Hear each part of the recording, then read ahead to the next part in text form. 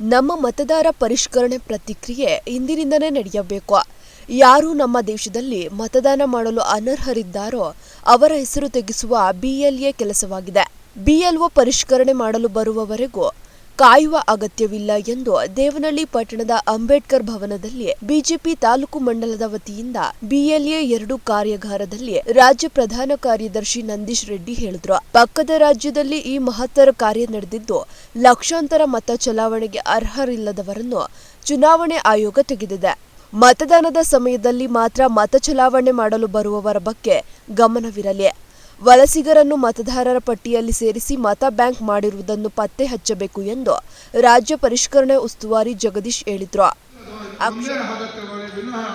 ಎಲ್ಲ ಕಡೆ ಡೂಪ್ಲಿಕೇಟ್ ಮಾಡಿ ಡಬಲ್ ಎಂಟ್ರಿ ಮಾಡಿ ಆ ಸಮಯ ಸಂದರ್ಭಕ್ಕೆ ಏನೋ ಅವಕಾಶಗಳಿಗೆ ಹೋಗ್ತಕ್ಕಂಥದ್ದು ಆಗೋದಿಲ್ಲ. ಒಂದು ದಿನದಲ್ಲಿ ಹಾಗಾಗಿ ಏನಾಗುತ್ತಂದ್ರೆ ನಾವುಗಳು ಯಾರು ನಾಳೆ ಗ್ರಾಮ ಪಂಚಾಯತಿ ಅಥವಾ ತಾಲೂಕು ಪಂಚಾಯತಿ ಅಥವಾ ಜಿಲ್ಲಾ ಪಂಚಾಯತಿ ಅಥವಾ ಬೇರೆ ಯಾವುದೋ ಸ್ಥಳೀಯ ಪಟ್ಟಣ ಪಂಚಾಯತ್ ಚುನಾವಣೆಗಳಲ್ಲಿ ನಿಂತಾಗ ನಮಗೆ ಅನುಕೂಲ ಆಗ್ತಕ್ಕಂಥದ್ದು ಇದರಿಂದ ಆಗತ್ತಾ ಇಲ್ವಾ?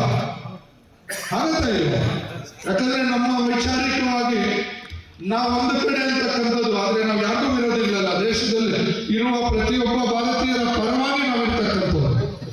ಆದ್ರೆ ನಮಗೆ ಆ ಪಟ್ಟಿ ಕೊಟ್ಟಿದ್ರೆ ನಾವು ನಮ್ಮ ಕರ್ತವ್ಯ ಇಲ್ಲಿನ ಕರ್ತವ್ಯ ಜವಾಬ್ದಾರಿ ಅಂದ್ರೆ ನಾವು ನಮ್ಮ ಮತಪಟ್ಟಿಯಲ್ಲಿ ಯಾರು ಸರಿಯಾದಂತ ನಿಜವಾದ ಮತದಾರ ಇದ್ದಾರೋ ಅವರನ್ನ ಗಮನದಲ್ಲಿ ಇಟ್ಕೊಂಡು ಮಾಡಬೇಕಾದಂತ ಕರ್ತವ್ಯಗಳಿರುತ್ತೆ ಅಂತ ಮಾತ್ರ ತಿಳಿಸ್ತಾ ತಮಗೆಲ್ಲರಿಗೂ ಇಷ್ಟು 3 ತಿಂಗಳು ಸಮಯ ಕೊಡೋದಿಲ್ಲ. ಅಂಬರೀಶ್ ಅವರು 3 ದಿನದಲ್ಲಿ ಸಂಪೂರ್ಣಗೊಳಿಸಬೇಕು. 3 ದಿನ ಆದ್ಮೇಲೆ ಮತ್ತೆ ಸಚ್ಚಿದಾನಂದ ಮೂರ್ತಿ ಅವರು ಬಿಹಾರದ ಚುನಾವಣೆಗಿಂತ ಪೂರ್ವದಲ್ಲಿ ಇದನ್ನ ಪ್ರಯೋಗ ಮಾಡಿತು.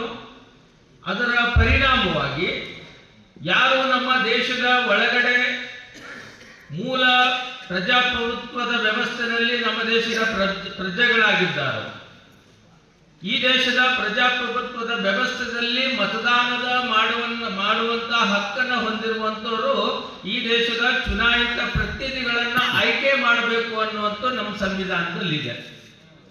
ಆ ಸಂವಿಧಾನದ ಆಧಾರದ ಮೇಲೆ ಈ ಮತ ಪರಿಷ್ಕರಣೆ ಮಾಡೋದ್ರ ಮುಖಾಂತರವಾಗಿ ಯಾರು ಅರ್ಹರೋ ಈ ದೇಶದವರಿದ್ದಾರೋ ಅವರು ಮತಪಟ್ಟಿಯಲ್ಲಿ ಉಳಿಬೇಕು, ಯಾರು ಅನರ್ಹರಿದ್ದಾರೋ ಅವರು ಮತಪಟ್ಟಿಯಿಂದ ಹೊರಗಡೆ ಬರಬೇಕು. ಅಷ್ಟೇ ಈ ಮತ ಪರಿಷ್ಕರಣೆ ಉದ್ದೇಶ. ಭಾರತೀಯ ಅರ್ಹರು ಮತದಾರ ಪಟ್ಟಿಯಲ್ಲಿ ಉಳಿಬೇಕು, ಅನರ್ಹರನ್ನ ಮತದಾರ ಪಟ್ಟಿಯಿಂದ ತೆಗಿಬೇಕು ಅನ್ನುವಂಥದ್ದು.